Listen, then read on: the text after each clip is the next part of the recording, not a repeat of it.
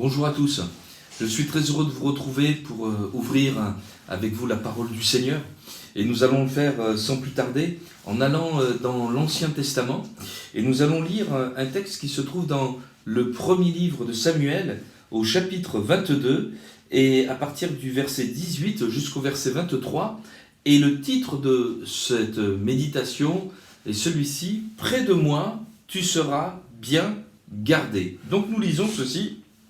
Et verset 18, donc il nous est dit, « Alors le roi, il s'agit du roi Saül, dit à Doeg, un de ses serviteurs, « Tourne-toi et frappe les sacrificateurs. » Et Doeg, l'Édomite, se tourna, et ce fut lui qui frappa les sacrificateurs. Il fit mourir en ce jour 85 hommes portant l'éphod de lin.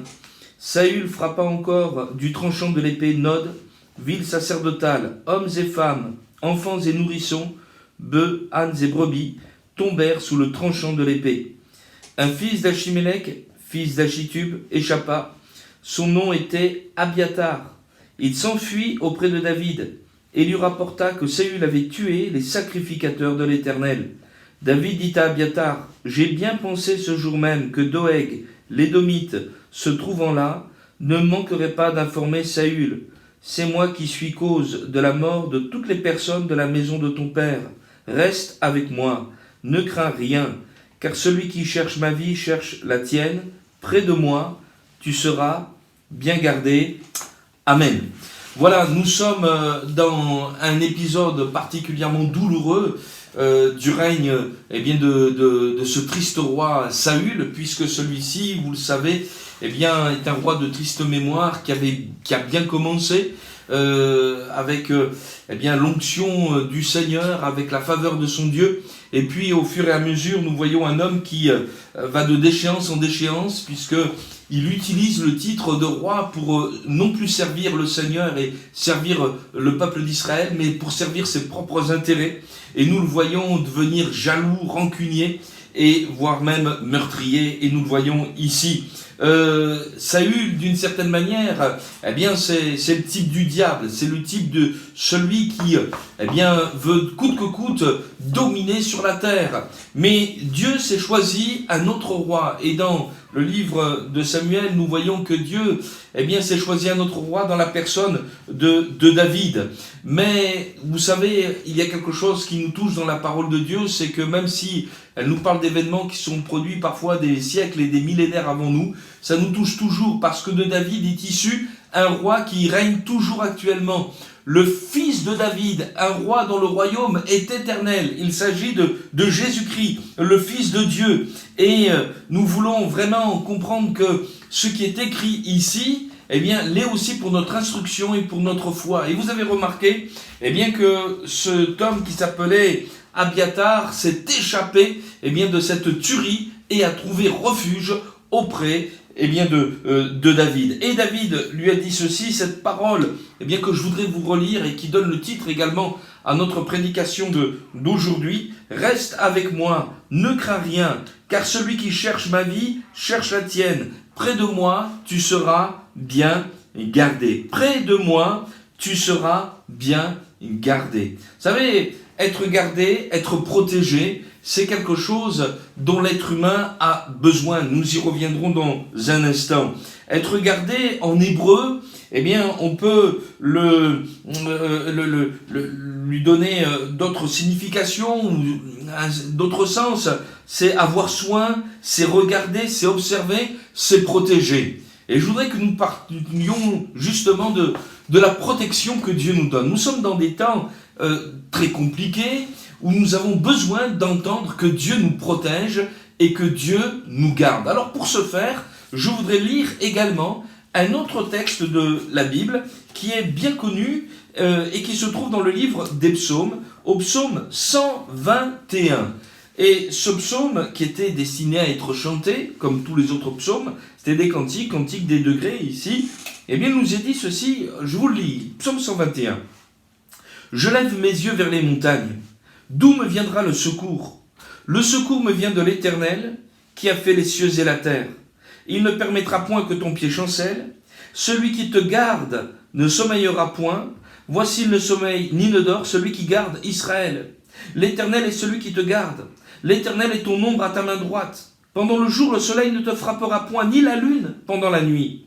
L'Éternel te gardera de tout mal. Il gardera ton âme. L'Éternel gardera ton départ et ton arrivée dès maintenant et à jamais. Amen. Nous voyons également dans ce psaume donc que Dieu est celui qui nous garde. Nous y reviendrons dans un instant. Il nous garde de tout mal, il garde notre âme, notre départ, notre arrivée. Et cela est quelque chose de merveilleux. De savoir que Dieu lui-même s'engage à protéger ceux et celles qui ont fait une alliance avec lui. Quelle différence avec l'histoire de l'humanité. Peut-être vous souvenez-vous de ce passage où Caïn va tuer son propre frère Abel. Cela se trouve dans le livre de la Genèse au chapitre 4e. Et il dira ceci lorsque Dieu l'interrogera au sujet de son frère. Caïn répondra: suis-je le gardien de mon frère? Suis-je le gardien de mon frère? Suis-je son protecteur? Et hélas, il a été non pas son protecteur, mais plutôt son meurtrier. Mais je voudrais vous dire ceci: si les hommes défaillent dans leur protection les uns à l'égard des autres, notre Dieu est toujours vivant pour protéger, garder ceux qui lui appartiennent. Amen. Alors, je vais dresser un plan tout à fait simple pour notre méditation. Tout d'abord, on va parler de la protection. Et ensuite, nous parlerons d'être sans protection. Ensuite, nous parlerons de la protection divine, de quelle façon elle se manifeste. Et nous verrons que c'est une protection rapprochée. Près de moi, tu seras bien gardé, dit David. Alors, être protégé, la protection, être gardé, c'est quelque chose d'important. Le psalmiste, nous l'avons vu, dira ceci: je lève les yeux vers les montagnes, vers les difficultés, vers le monde, avec toutes ces situations difficiles, et d'où me viendra le secours? Le secours me vient de l'Éternel qui a fait les cieux et la terre. Alors tout d'abord, on comprend une chose, c'est que l'être humain, il a besoin d'être en sécurité, l'être humain, il a besoin d'être gardé. Nous avons tous, en effet, ce sentiment impérieux de se savoir garder, de se savoir protéger. Les spécialistes de l'enfance affirment que les résultats scolaires d'un enfant qui se sent en danger chez lui, par exemple, vont baisser. Pourquoi? Parce qu'il est toujours sous tension, il est inquiet, il a besoin d'être protégé. Et lorsque cette protection se manifeste, lorsqu'un enfant se sent en sécurité, ses résultats scolaires vont augmenter. De même, des psychiatres affirment que à partir d'un certain temps passé dans la rue, les SDF commencent à perdre la raison, parce que ils sont toujours dans un sentiment d'insécurité. L'être humain a besoin d'avoir une maison, d'avoir une protection, de se savoir en sécurité. Je ferme la porte et là je suis bien, et le Seigneur qui nous a créés ainsi, le sait, et il nous dit: mais je suis celui qui veut te protéger, je suis celui qui veut te garder. Jésus-Christ, le Fils de Dieu lui-même, se présente comme étant le bon berger, qui prend soin de ses brebis, et qui assure donc une protection. Dieu, dans toute l'Écriture, se présente comme celui qui vient pour sauver. Lorsque Dieu se manifeste dans la flamme d'un buisson ardent à Moïse, lui dit ceci: mais je suis venu pour sauver mon peuple, pour sauver le peuple d'Israël. Nous voyons donc que cette protection, elle est également dans le cœur de Dieu. Il désire protéger tout homme, toute femme, qui fait appel à lui. Jésus-Christ dira lui-même, Matthieu 11, verset 28, « Venez à moi, vous tous qui êtes fatigués et chargés, et je vous donnerai du repos. » Et je voudrais vous dire ceci: si Dieu nous garde, si Dieu est notre protection, alors nous n'avons plus rien à craindre. C'est ce que l'apôtre Paul dira: mais si Dieu est pour nous, qui sera contre nous? De quelle façon vivez-vous? Êtes-vous comme ces personnes qui marchent sous la pluie sans parapluie, qui sont trempées? Supportez-vous toutes les tempêtes de la vie? Êtes-vous sans protection, ou avez-vous au-dessus de vous ce parapluie divin eh bien, qui vous permet d'affronter, eh bien, toutes les tempêtes et les averses de la vie. Dieu est celui qui est capable de nous garder de toutes sortes de manières. Ta vie, elle est comme un voyage. Et dans le psaume 121, il nous est dit, Dieu garde notre départ et notre arrivée. Mais il s'agit pour nous de faire une alliance avec lui, de dire, Dieu est mon Dieu. Plusieurs personnes disent ceci, mais s'il y avait un Dieu, pourquoi? Eh bien, il m'est arrivé ceci, pourquoi il m'est arrivé cela? Vous êtes-vous posé la question de savoir si vous aviez fait alliance avec le Seigneur, si Dieu était entré dans votre vie, si vous aviez accepté Jésus-Christ pour votre Seigneur et pour votre Sauveur? Y a-t-il une alliance, eh bien, contractée entre vous et le Seigneur? Pour celui, eh bien, qui a contracté une alliance, il sait qu'il y aura des épreuves, mais il sait qu'il sera gardé. Il gardera, eh bien, mon âme, il la protégera et il la fera entrer dans son ciel de gloire parce que j'ai établi une alliance avec lui et nous allons le voir, eh bien, dans un instant. Ce qui est dramatique, et c'est mon deuxième point, c'est lorsque les hommes sont sans protection. Vous avez remarqué? Eh bien que dans ce texte, Abiatar, dont le père Achimélec est sacrificateur de l'Éternel, eh bien va vivre un tourment terrible, puisque sa famille, son clan, va être complètement massacré, eh bien par Saül et son serviteur émérite, entre guillemets, eh bien Doeg. Cela nous pousse quand même à une certaine forme de réflexion. La Bible dit ceci, mais dans le bonheur, réjouis-toi, mais dans le malheur, réfléchis. Comment se fait-il, eh bien, que ces hommes qui pourtant avaient une religion, eh bien, sont tombés sous le coup des méchants et n'ont pas été gardés et protégés? Et je crois que c'est quelque chose qu'il nous faut, eh bien, saisir. Dans l'Évangile selon Luc, au chapitre 13, et à partir du verset 1er, eh bien, certains auditeurs du Seigneur Jésus lui font remonter un fait divers, font monter à sa connaissance, eh bien, deux faits divers qui se sont produits, et là en Galilée, l'autre à Jérusalem, des choses assez terribles, puisque des Galiléens qui étaient en train de faire un sacrifice ont été massacrés par Pilate, et il a mélangé leur sang avec le sang des sacrifices, et c'est quelque chose de terrible. Et à Jérusalem, la tour de Siloé s'est effondrée sur 18 personnes qui étaient là. Et la question que pose à chaque fois, ou plutôt le Seigneur, entendant ces rapports, leur dit, mais croyez-vous que toutes ces personnes ont été plus coupables que les autres? Et Jésus dira ceci, non, je vous le dis, mais si vous ne vous repentez, vous périrez tous également. Et le Seigneur est en train de nous faire comprendre une chose. Attention, laissez-vous instruire. Ces gens se croyaient en sécurité à cause de leur religion, de leur sacrifice. Ils se croyaient en sécurité à l'abri d'une tour. Mais cela n'a pas été capable de les protéger. Repentez-vous, parce que si vous aussi, vous choisissez des faux refuges, des refuges qui n'en sont pas, vous périrez également. Et je voudrais vous poser cette question. Quel est ton refuge? Ta religion? Mais ta religion est-elle capable de produire dans ta vie une justice que Dieu soit capable d'agréer? Parce que la Bible nous dit que le salaire du péché, c'est la mort. Mais le don gratuit de Dieu, c'est la vie éternelle en Jésus-Christ. Or, la justice que Dieu donne, il n'y a pas de justice. Tu peux faire tous les pèlerinages, tu peux faire des heures de prière, tu peux faire toutes sortes de bonnes œuvres et de bonnes actions. Aucune d'elles n'est capable de te sauver.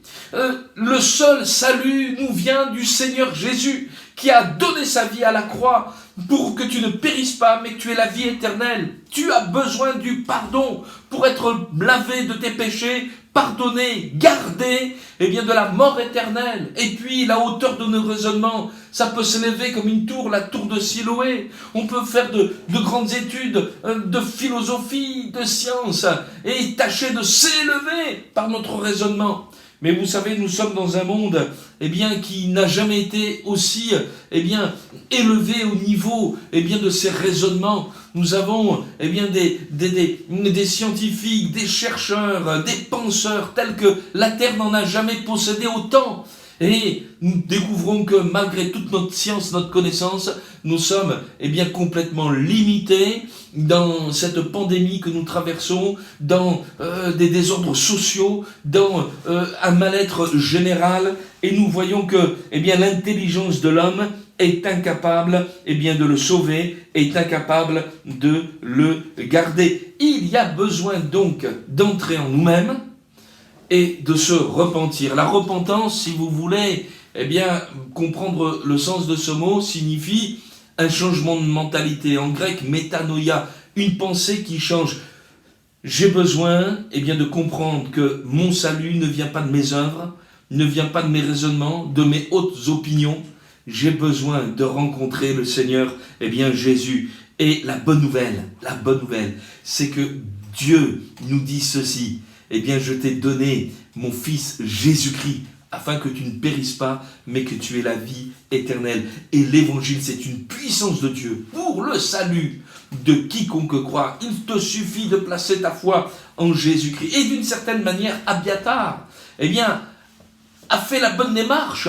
Il s'est échappé de ce massacre terrible pour trouver refuge auprès de David. Et David ne l'a pas rejeté. Et je voudrais te dire, peut-être viens-tu avec ton désespoir, ton découragement, tes péchés, ton passé. Mais je le dis, je le répète, Jésus ne te rejette pas. Il dit, venez à moi, vous tous qui êtes fatigués et chargés, et je vous donnerai du repos. Et David dira ceci à cet homme, reste avec moi, ne crains pas. Reste avec moi, ne crains pas, viens à Jésus. Il y a un petit chant qui dit ceci, si tu savais comme il t'aime, sans tarder, tu viendrais à lui. Alors cette protection, c'est plus qu'un parapluie, c'est plus qu'une petite ombrelle qui nous protège de la morsure du soleil, mais c'est une protection qui est d'ordre divine. David permet à Abiathar de rester avec lui, et Dieu veut être lui aussi ton protecteur. Dans le livre des Proverbes au chapitre 18 et au verset 10, il nous est dit ceci, le nom de l'Éternel est une tour forte, le juste s'y réfugie et se trouve en sécurité. Mettez-vous à prier, invoquez le nom du Seigneur. Demeurez en lui. Vous savez, lorsque quelqu'un accepte Jésus pour son sauveur, il a compréhension d'une chose, c'est qu'il est lavé de ses péchés, il est pardonné, mais il trouve un refuge en son Dieu parce qu'il est celui qui l'entoure et il trouve dans la présence de Dieu un abri, un réconfort, une consolation qui est là. Et je voudrais vraiment que nous puissions le comprendre et le réaliser. Cette protection divine, elle existe. Je me souviens de ce témoignage de cette jeune femme, Virginie, qui était battue par son conjoint et qui, risquant de mourir sous ses coups, a décidé une nuit en catastrophe, de s'échapper. Elle a pris sa petite voiture et elle est partie comme cela dans la campagne sans savoir où elle allait. Et roulant, elle a vu un édifice religieux en pleine campagne. Et pour elle, elle a dit c'est la maison de Dieu. Elle ne connaissait pas encore la Bible, mais instinctivement, dans sa détresse, elle a cherché une protection auprès du Seigneur dans les pensées naïves qui étaient les siennes.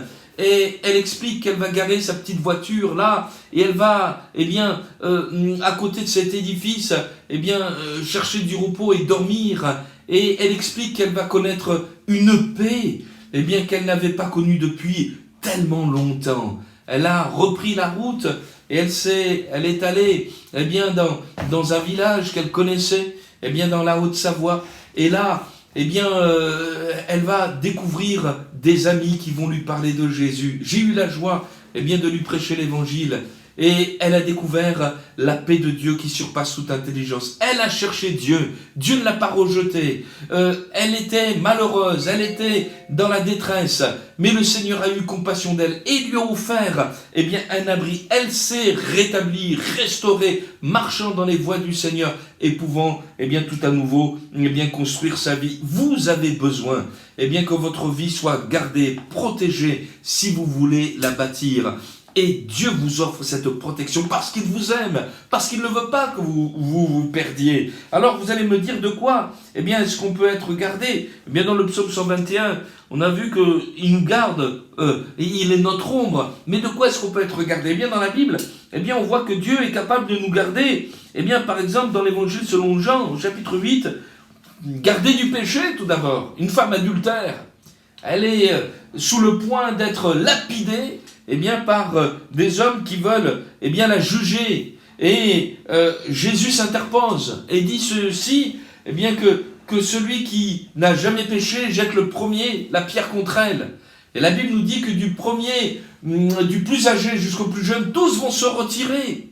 Et nous voyons ici, eh bien, dans ce contexte très très particulier, eh bien, le Seigneur être le défenseur, eh bien, des pécheurs. Et je voudrais te dire, malgré ton péché, Dieu t'aime, il veut te protéger. Il a payé le prix de ta dette à la croix.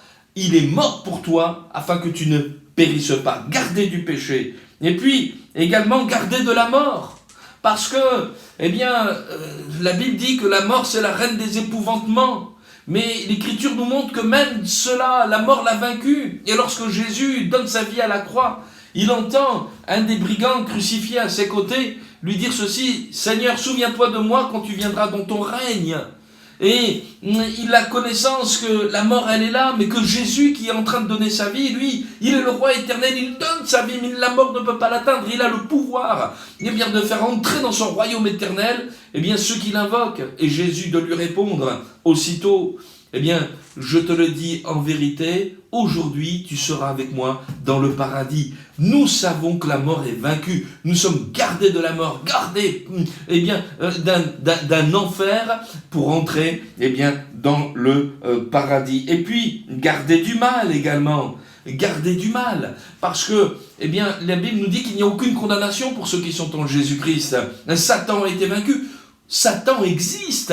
Le diable existe. Qui croyez-vous qui se cache derrière Saül lorsque, eh bien, il met à mort hommes, femmes, nourrissons, enfants, détruisant tout dans cette ville sacerdotale de Nod dont nous avons lu, eh bien, le récit dans 1 Samuel au chapitre 22. Mais il y a le diable qui est là, rempli de haine, d'acharnement et de méchanceté. Mais je voudrais vous dire ceci, eh bien, que Satan a été vaincu et au nom de Jésus, eh bien, nous pouvons lui résister. Et je crois de tout mon cœur que, eh bien, celles et ceux qui ont accepté Jésus, eh bien, pour son sauveur, pour leur sauveur, peuvent faire l'expérience de cette protection, eh bien, divine, telle que l'Écriture, eh bien, nous invite à le comprendre. Le diable est comme un lion rugissant, cherchant qu'il dévorera. Résistez-lui avec une foi ferme, et il fuira loin de vous. Satan est vaincu, Jésus est vainqueur, et il nous entraîne avec lui dans sa victoire. Gloire au Seigneur. Et David va être gardé. Près de David, eh bien, Abiathar sera, eh bien, tout à fait gardé. Et puis gardé également, peut-être gardé de mauvaises décisions, vous savez. Parfois, on a des pensées, on a des projets. Sont-ils vraiment les projets du Seigneur? Eh bien, Dieu, dans l'Évangile selon Jean, au chapitre 16, nous dit ceci, eh bien, qu'il ne nous laisserait pas seuls, mais qu'il nous donnerait un autre consolateur, l'Esprit de vérité, eh bien, qui nous conduira dans toute la vérité. Et nous sommes là aussi, eh bien, gardés. Combien cette protection est bonne. Et je voudrais dire peut-être à quelqu'un, réfugie-toi. Est-ce que tu es, eh bien, à l'intérieur? Est-ce que tu es sous cette protection? Ou est-ce que tu es à l'extérieur, eh bien, de cette protection? C'est une protection rapprochée. C'est mon 4e et dernier point. Et je termine. Pour vous dire que c'est une protection rapprochés. Parfois, nous voyons des personnages importants qui sont gardés par eh bien ce qu'on appelle des bodyguards, hein, c'est-à-dire, le nom en français m'échappe à présent. Voilà, des agents de sécurité qui sont là et qui surveillent, des gardes du corps, voilà, et qui protègent, eh bien, des personnalités importantes, etc. Ils sont là pour les protéger. Et je voudrais simplement vous poser cette question. Êtes-vous dans la présence, dans la sphère de protection du Seigneur? Est-il celui qui règne dans votre vie? Trouvez-vous abri, refuge auprès de lui? David, dont la vie, eh bien, n'a pas été un long fleuve tranquille, et qui a eu à subir un grand nombre d'attaques, a dû se protéger, se défendre. Et s'il y a un homme qui peut nous parler du besoin d'être protégé, c'est bien lui. Et voici ce qu'il écrira dans le psaume 57, que je vous invite à lire. Vraiment, il est merveilleux ce psaume 57. C'est un psaume dans lequel, qui a été écrit et composé alors qu'il se trouvait lui-même poursuivi par le roi Saül et qui trouva refuge dans une caverne. Et il nous dit ceci au verset 2. « Aie pitié de moi, ô Dieu, aie pitié de moi, car en toi mon âme cherche un refuge. Je cherche un refuge à l'ombre de tes ailes, jusqu'à ce que les calamités soient passées. Je crie au Dieu très haut qui agit en ma faveur. Il m'enverra du ciel le salut, tandis que mon persécuteur se répand en outrage. Dieu enverra sa bonté, sa fidélité. Mon âme est parmi des lions, je suis couché au milieu d'hommes qui vomissent la flamme. Et je vous invite à relire tout cela. Et il nous est dit, mais mon âme se courbait. Ils avaient creusé au verset 7 une fosse devant moi. Ils y sont tombés. Mon cœur est affermi, ô Dieu, mon cœur est affermi. Gloire au Seigneur. La protection que Dieu nous donne, elle marche. Il est avec nous. Il gardera ton âme. Il te protégera. Il te garde que 1000 tombent à ta droite, 10 000 à ta gauche. De tes yeux seulement, tu nous regarderas. Nous dit l'Écriture. Alors, nous voulons trouver refuge auprès de celui qui est vraiment capable de nous garder. Dans le livre d'Ésaïe, au chapitre 32, au verset 2, dans la version d'Arby, il nous dit « Il y aura un homme qui sera comme une protection contre le vent et un abri contre l'orage. » Cet homme, c'est Dieu qui s'est fait homme, c'est Jésus-Christ. Avez-vous trouvé refuge? Êtes-vous, et je reprends un autre langage, dans l'arche de Noé, vous vous souvenez? Ceux qui étaient dedans étaient sauvés, ceux qui étaient dehors étaient perdus. Êtes-vous dedans ou êtes-vous dehors? Êtes-vous sous la protection rapprochée du Seigneur ou êtes-vous sans protection? Faites comme Abiathar et venez trouver refuge auprès du Fils de David, de Jésus-Christ de Nazareth, le Fils de Dieu, qui vous dira de la même manière, reste avec moi, ne crains rien, près de moi, tu seras bien gardé. Que Dieu vous bénisse et vous accorde sa grâce et sa paix. À très bientôt.